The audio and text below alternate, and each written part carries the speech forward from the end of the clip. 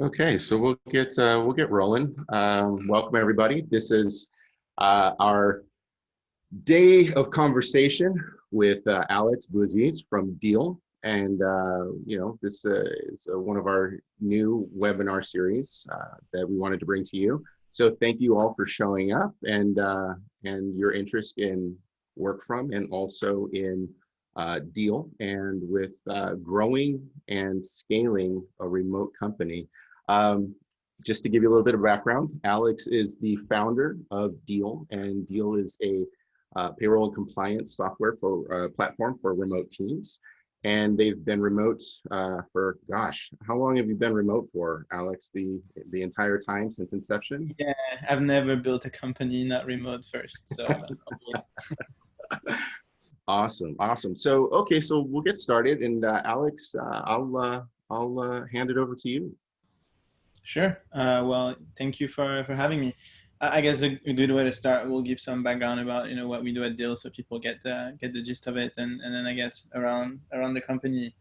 So what we do at Deel is very straightforward. Whenever you want to hire a teammate outside of your country, it's usually pretty complicated. The three main ways to do that are either opening a subsidiary, which is not always relevant when you're only hiring a couple of people, hiring them as independent, or hiring them under what's called an EOR, an employer of record model, which basically means a third party would hire that person on your behalf. And in that case, the third party would be us. So what we're really good at is we do those two models really well. The ability to hire someone as an independent anywhere compliantly, as well as hiring them as an employee in a few clicks. So, today we serve over 400 companies, some pretty large companies that you might know, from startups all the way to IPO. We work in over 140 countries on both models. And yeah, we've been growing pretty fast. As a remote team, we are 36, I think, today, and we'll probably be 40 by the end of the month as well. So we've been growing really rapidly. We're in about 15 countries, and it's been really exciting. So I'm eager to share a little bit of all of that with you guys. And tell me, how do you want the thing to actually be? Because I can speak for ages, but I think it'd be a lot more interesting to maybe play into more of a question and answer. Sure, absolutely. So here's one of the questions. There's one of the folks here on the webinar was interested, and they're a team of six. They have a team of six, and they're looking to grow larger soon. So for a small company of, let's say, six folks or slightly bigger, what are some of the growing pains that they can expect to come next as they start to expand and scale their remote team? Yeah, that's a good question. I think it's lacking a little bit of color in terms of like how to give a precise answer to it. So there's lots of things that you want to consider. It's like how spread out the team is, for example. So that'll be number one. I personally like to centralize departments within a time zone, for example. So that'll be number one, where at Deel we have sales across Canada, New York, and San Francisco. We'll have engineering and product across like Israel and some of those countries in Europe as well. I think we just lost you. Audio. Can you hear me now? Yeah. I think there's a plane above me. That's really unusual during COVID. So I'm not too sure what they're bringing into the country, but that's quite interesting. So time zone is really important, transparently. I think that's one of the things that you should care about quite a bit when you're building a team. Second is, I guess, the making sure that your team is very cohesive when you're hiring. So building that culture really early on to make sure that they're the right people for your company. One of the things that we've learned at Deel is that you need to hire people that fit you as a team really fast, and you need to understand what does and what doesn't. For example, being remote first makes you have to trust people right off the bat, right? You're not seeing what they're doing. You're not going to check if their little green light is always on Slack, right? That's not going to happen. So you have to trust them really heavily in everything they do. You have to measure them by output, by results. And that freaks out some people actually at the beginning, specifically early stage founders. So setting the culture and the expectation on the team you're building, so everybody's really aligned, and so that you can work really efficiently, is very important. Another thing is, as you grow, the more the company spreads, and hopefully the more the departments are spreading as well. So being very thoughtful in how you build the back office of the company in a way that's very scalable, but in, end to end, right? From measuring invoices to every single data point at the company. I think we do a pretty good job at that, actually. But also in how you communicate, how you expect your teammates that might be, tomorrow's managers to communicate with their team as the team grows. Like setting up the foundations right now is really what's going to help you scale scale in a way that's actually manageable in a remote first process, right? So I mean, there's a lot of talks about async versus sync. Like figuring out what works for you is very important. There's tons of those advice that I guess, like, I'm not too sure how valuable they are, but they're definitely valuable for us, right? They helped us build the company to where we are today, and although we have a long way to go, I think we're actually doing a decent job at it. That's great. That's awesome. We just got done with Remote Week, and we did an async Q&A, and I was really curious as you brought that up. How do you implement a lot of async inside of your team, and how you have your setup at all? Yeah, so I'm pretty lucky where, I mean, I think a lot of companies are using Notion as their internal wiki, right? Or Slide, for example.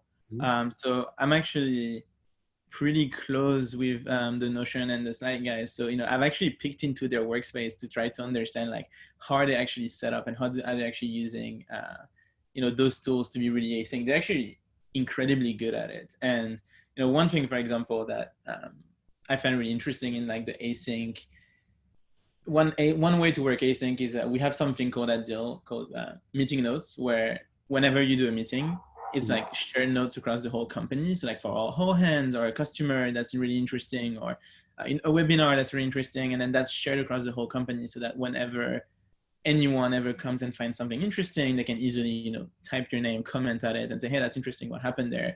And it doesn't matter whether they join like in a year from now, because all that database of data meetings have been built before, right? So I really appreciate that. I do think that in our specific departments, there is a need for sync communication. Like, engineering to me works better when in sync. So I appreciate the fact that the guys are on Slack and, talking a lot and calling themselves as much, calling each other as much as they can. So I think you need a little bit of both. I don't think you can build, and maybe I'm wrong, but I don't think you can build a company completely async. But I think that's what helps you streamline across departments and keep your sanity sometimes. Awesome. So the other thing I was kind of in that caught my attention in thinking about, growing and scaling, and how important you said hiring for you, for the company, hiring for you and the culture. Are there some specific things that you've set up for Deel's culture that you feel would be valuable for other people as they, start to grow or consider growing their teams? I think, I mean, a culture is definitely defined by the founders, right? And I think Sho and I have very specific characteristics and are very, very weirdly unique people. So I do think the company and the people you bring, at least at the level where we are, right? Like 35, 40 people, like those people are still very close to us in mindset. Like there's definitely a lot of diversity, right? We have people in more than 15 countries. Everybody have their own culture. Like it's, I love talking about culture when you're talking about diverse team, because it's so much more than within the same country, right? Like in the US, culture is a big thing. Diversity is a big thing. Well, hey, welcome to a world where every single person in their own country is completely different. But, I mean, definitely the people we hire are, I think, they're a good representation of us. We feel comfortable working with them. We want to work with them, right? So, I mean, hiring someone that you want to work with is important, whether you're remote or not. I think the two characteristics that are very key to us when we hire is, first, we always hire very kind people that really care. Like, even if you're better, if you're a little more arrogant and, you don't feel like the right fit for a team like ours, and it's really easy usually to see if you'd be or not, then we would pass on a good profile just because we don't feel like they'll be a good fit for us as a team.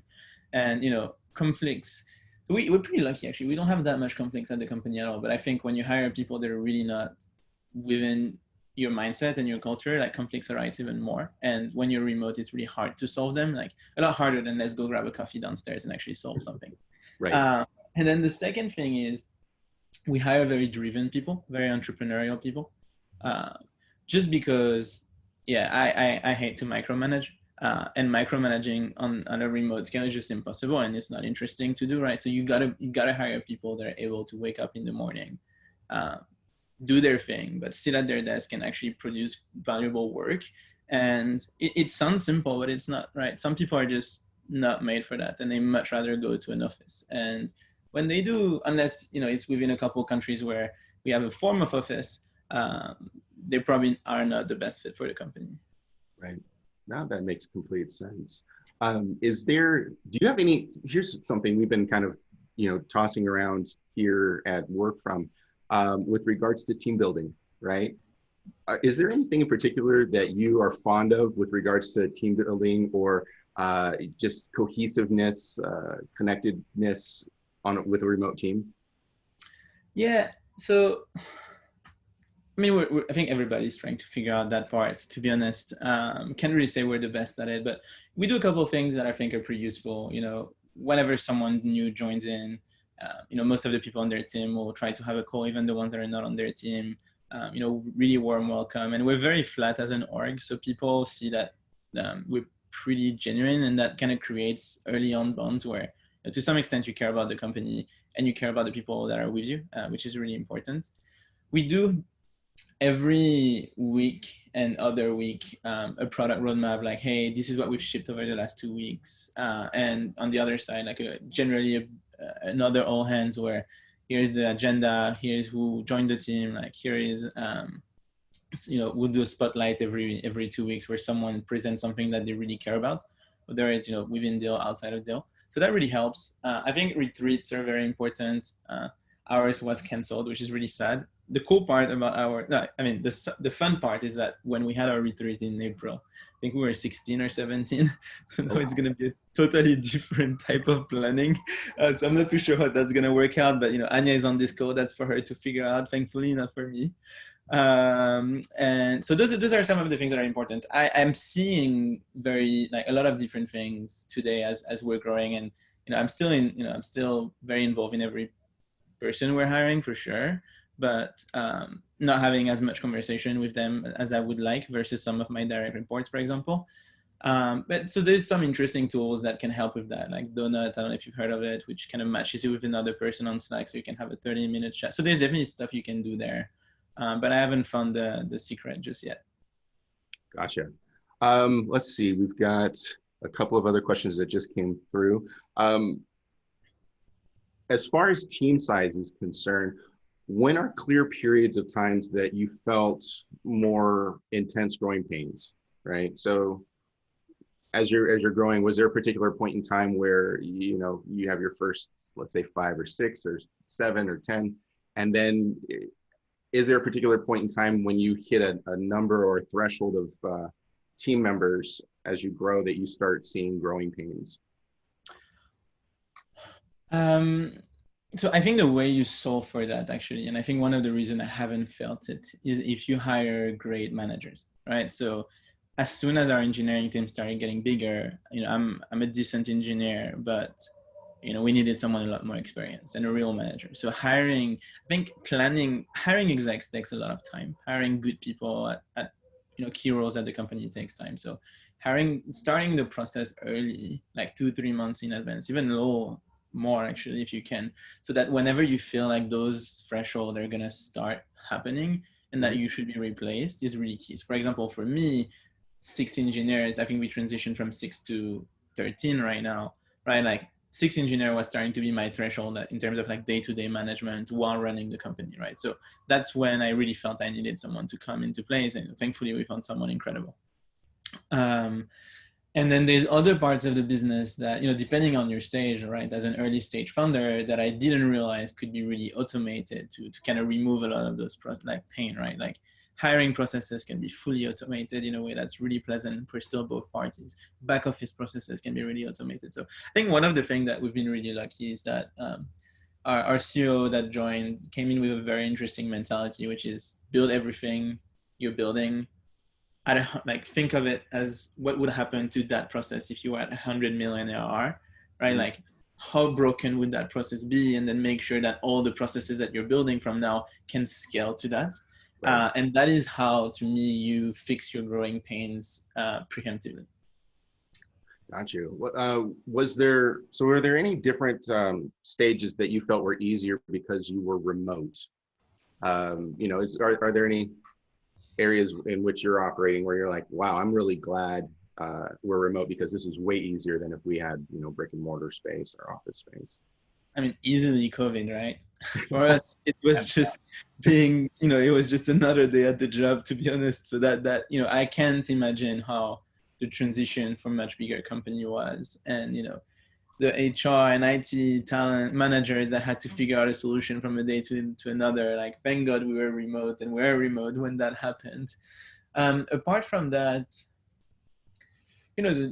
biasly, I've actually never worked in an office, right? So I can't really tell you what would have been better because I just don't know. I know how to work that way, and I'm not too sure what I'm missing out on. I'm sure I'm missing out on some stuff, but I just have no idea. No, yeah, you don't know what you don't know, right? It's good. It's a good problem to have. So here's another question. So Deel helps companies with the logistics of hiring international teammates.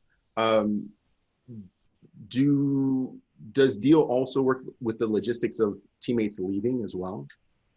Yeah, it depends on the actual scenario, right? So the two scenarios to reiterate on Deel is you hire someone as an independent or you're hiring someone as an employee through Deel, right?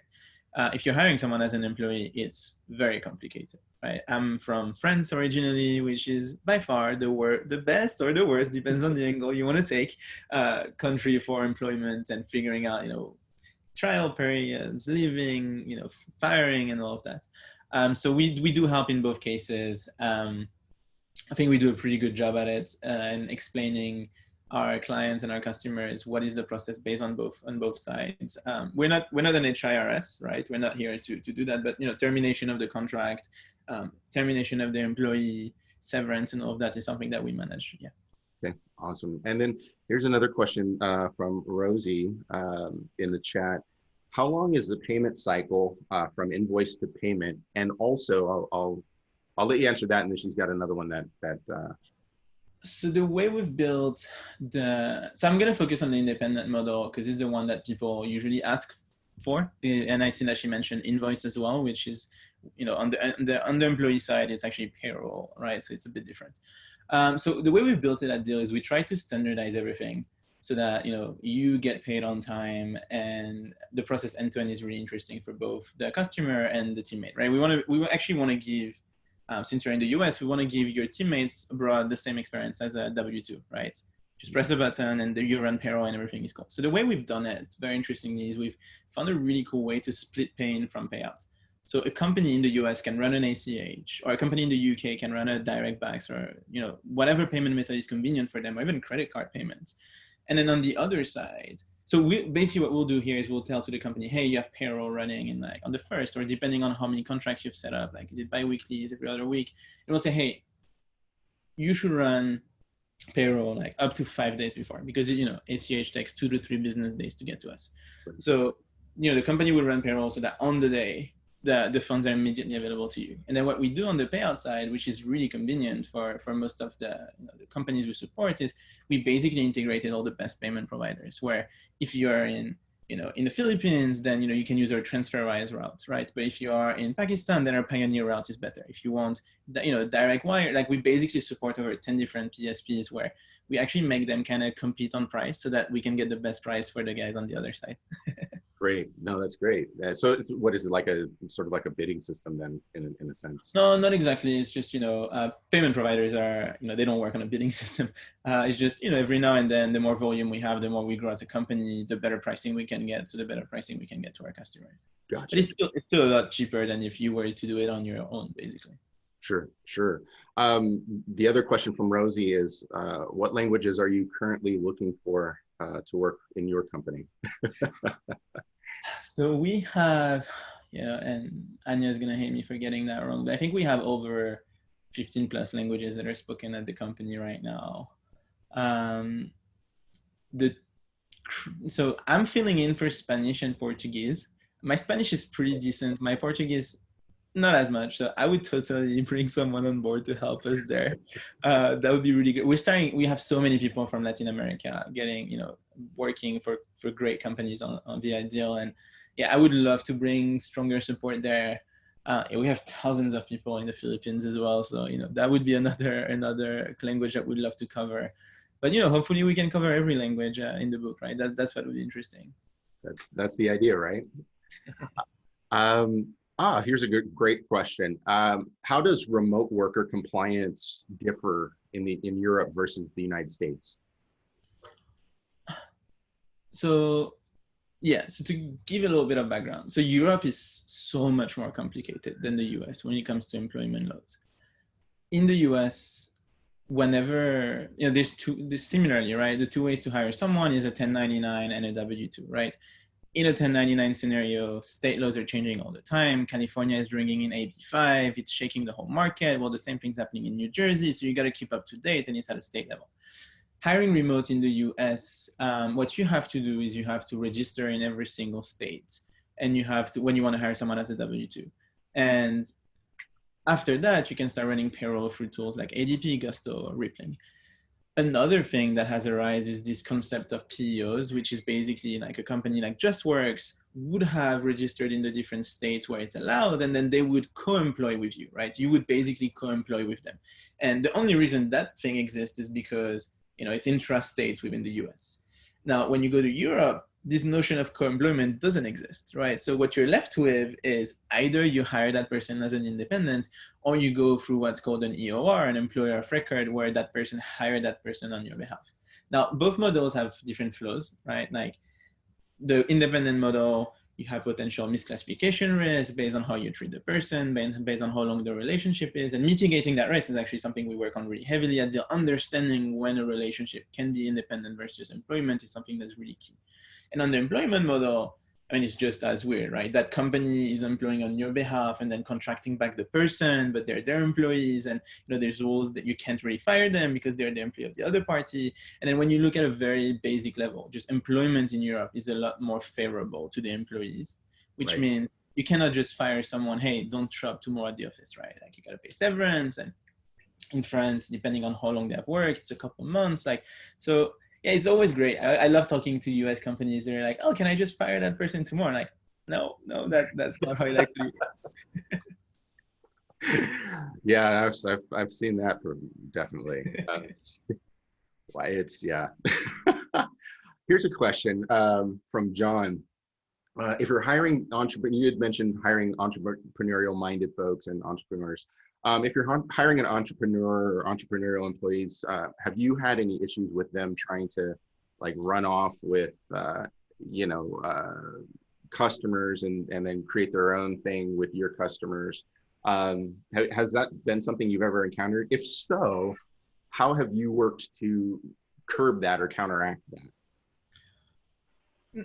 transparently not really. I've never seen that. My view on this is if you hire really talented people, eventually they'll build their own thing, right? And I think the interesting part here is I want to be their first angel investor, right? I want to be the first person. If they're here, if it means that I think, at least personally, right, I believe that they're amazing and they're really killing it for this role and they're the right person for the company.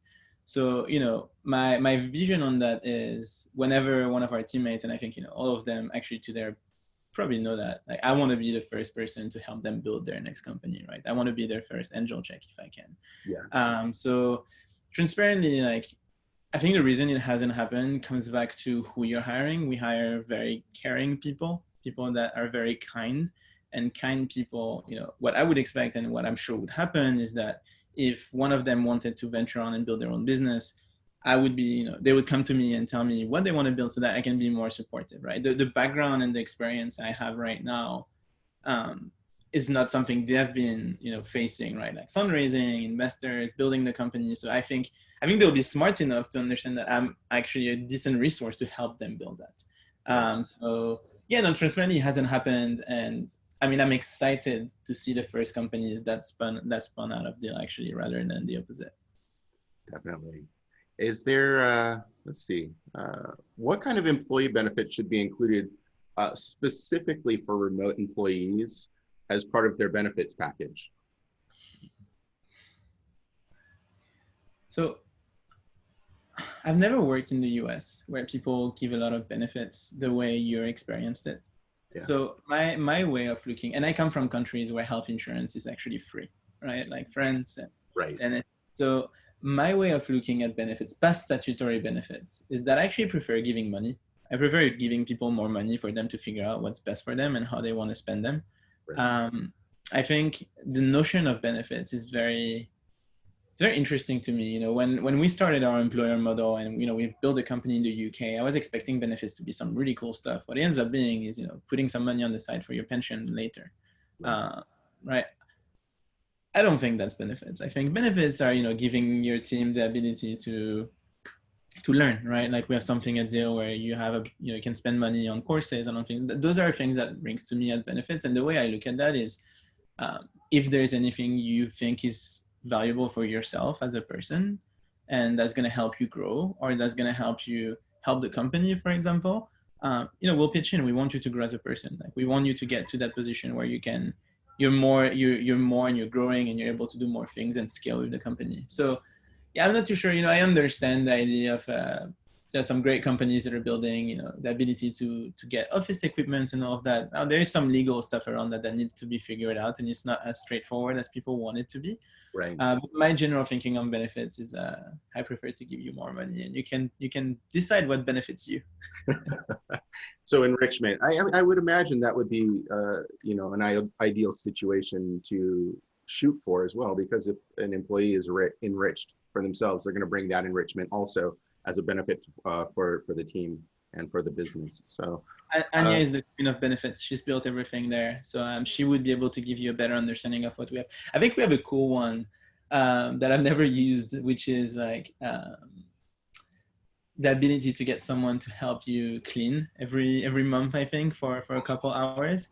So I don't think anyone actually used it for what it's worth, but it is there. And the idea is that, you know, if your home is your office, then your home is going to be a mess. So might as well, you know, someone come and help you.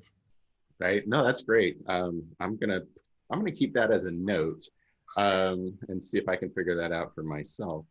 Here's another one that's really interesting. So you mentioned being proactive around hiring for teammates so that you don't have to micromanage. Right? Is there a particular way that you personally screen for that, or is there a recommendation on how one would screen for something like that for remote teams? My experience in here is that I try to spend a lot of time with the people that I think are going to be the right people. So I'm always proactively meeting. I'm talking about. Oh, so okay. Let's take a step back. Are you talking about management and exec hiring or general hiring? You know, I would say, if we can, why don't we go for general first, okay, and then exec, because yeah, they're two different situations. Very different, right? Very transparently on the general side. Today at the company, I am a lot less involved. What I'm involved in is, you know, the last interview, the cool interview, actually, the fun one where I get to spend, you know, an hour or two with the person to really understand deep down like who they are and if they're a good fit for the company. Right. You know, if they actually go through the hiring funnel, which is one interview, one home task, and then 2 more interviews with key people at the company, that means they're probably a good fit, right? I'm just spending some time with them to get them aligned on the vision, get them excited even more about the company, understanding where they want to be, understanding where we can help. And, you know, I think when it gets to me, usually it's a little different. It's more me selling than them, which is the fun part. But generally, I think the way you scout talent is traditionally the exact same way that you're doing it non-remote, as long as you have something very thorough and the processes that you have are actually fair. I think the only mindset that changes when you're remote is that you start looking past location, and that's really important, right? And you know, I'm not saying you should give the job to someone in another country just for the sake of it, but, you know, as long as you're more open to different types of talents and bringing different cards to the table, you can have really amazing people. I mean, this morning I was interviewing someone, ex-Uber, based in Bali, and from there, right? she's great, right? Like I would have probably never met her if we weren't remote first, because she lived in the Netherlands and then in Indonesia, right? Like, what's the connection to me, right? France and Israel and the US, right? So being open is really important. That's the main advantage of a remote first team, right? Yeah. Oh yeah. No, totally. Let's see. So a couple more from Rosie. Rosie. One is, give me one sec. Let me pull that back up. Do you, for employment at Deel, do you look for candidates with payment backgrounds? I didn't have much payment background about 2 years ago, and I learned a lot. So no, usually no. I mean, I do have the luxury of having a CEO that was early at Revolut and GM of Revolut US. So the guy knows everything. I don't need to know anything on the space. I've actually absorbed a lot of knowledge, to be honest. But generally, not really. Actually, we're more compliance than payment, if anything, right? So a legal background is more relevant to Deel than a payments background. Gotcha. No, it depends on the role. That's a very general statement. The customer support role, I don't need them to have experience with payments. I need them to be experienced with being kind to customers, right? On the sales role, I need them to be able to sell. Hopefully B2B SaaS, that makes it easier for me. But being able to sell is already a nice characteristic. So it's a very generic statement. How about certifications? Rosie, this is the second part of Rosie's question. What certifications might you require, or are nice to have? For example, a CISSP cert, or not too sure what that is. But if you mean for working at Deel, yeah, no, we don't need certification. We just need great people. Yeah, that's it. Typically it's you can learn a lot of stuff, as you said. Like, I didn't have any background in payments. You can learn a lot just on the job. I learned fast, though. I'll tell you that. Surround yourself with great people with specialties. That's being the dumbest in the room is really easy for me, right? I do that really easily. What else? Do we have any other questions? Got you. They're looking for, so we got folks looking for tips on building a collaborative team culture. So stepping away from like remote silos, which tends to be sometimes an issue. Do you have any tips on that? I mean, within departments, right? Like, I don't mind my engineering team being a little siloed from my sales team, as long as main communications around like product and what has been shipped, what has been done is there. Then within the team, silos don't work, right? In engineering, you're a lot more efficient if you're communicating a lot, right? And the way you do that is, what we've done with engineering that has worked pretty well is we have daily stand-ups and people communicate a lot. So we overuse Slack. So I didn't know that, but I talked to a lot of my teammates, and like one thing comes out across quite a bit is we're the company where Slack is the most used by far out of every company they've ever worked at. So they communicate quite a bit. We also use a tool called Tandem, which is a really cool company that does a form of virtual office where you can hop on a chat in a couple of clicks. So that's how we kind of try to break silos. And the other way is by having a good manager, right? A good manager teams the right engineers or the right sales on a specific deal, on a specific product, and make sure that the team is diversified and that works across the board rather than being isolated. Gotcha. Here's just to shift a little bit. I was thinking about all of the different things that you've experienced while growing Deel, and wondering, is there a particular hurdle, challenge, roadblock that you've experienced in the time that you've been growing Deel that was like the most memorable, was like the biggest got you, or that you learned the most from?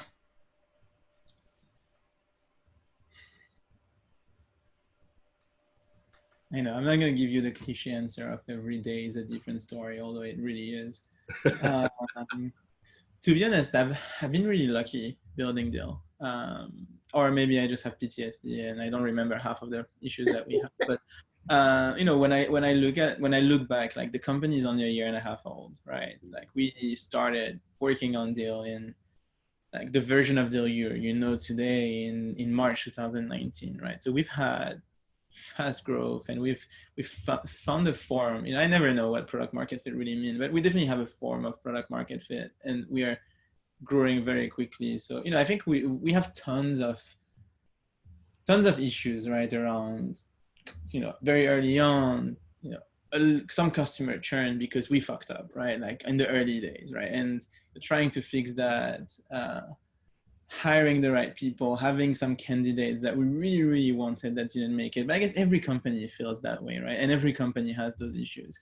Transparently, I can't pinpoint to anything that has been overly complicated. We definitely had very interesting experience, right? We raised our Series A on Zoom fully, which was a very, very interesting experience. Right? When you get into, so we raised our A from Andreessen Horowitz, which is a pretty cool fund in the US. And when you do that, like 30 or 40 or 50 GP meeting where you're pitching the whole company on Zoom, and like you can't even see all the faces on there, and like you're super scared and super nervous. Like, that was definitely a very interesting experience.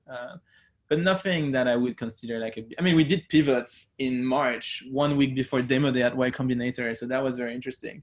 Wow. That's, to talk about on the fly, Jiminy Christmas. That's, wow. Let's see what else. Thank you for that. That's of course. Gotcha. So Brooke asked me, how do you, as a remote team, how do you handle meetings? Like, so, and you mentioned having stand-ups. Do you have a lot of, or do you have a lot of guidelines, that you have as far as handling meetings, or is it kind of fluid, or is it regimented? Yeah. Honestly, we're a pretty chill team when it comes to those things.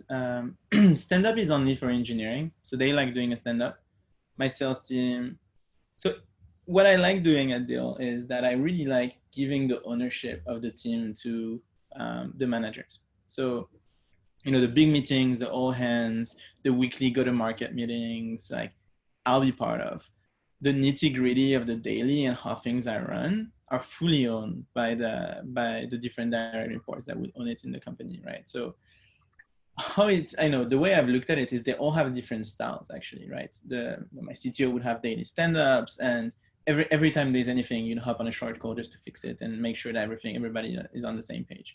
My head of sales in Europe, she does calls, quite a bit. My CEO doesn't like doing calls unless you really need them, and he only has one big call every. Everybody have their own style.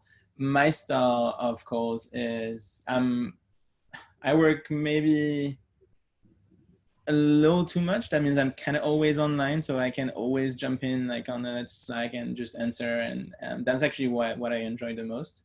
And something that I think people find weird, but me and my direct reports, me and my CTO, my CEO, my co-founder, sometimes we just like work with each other in the background and don't even really notice that we're there. So that's one of our unique weird characteristic, I guess.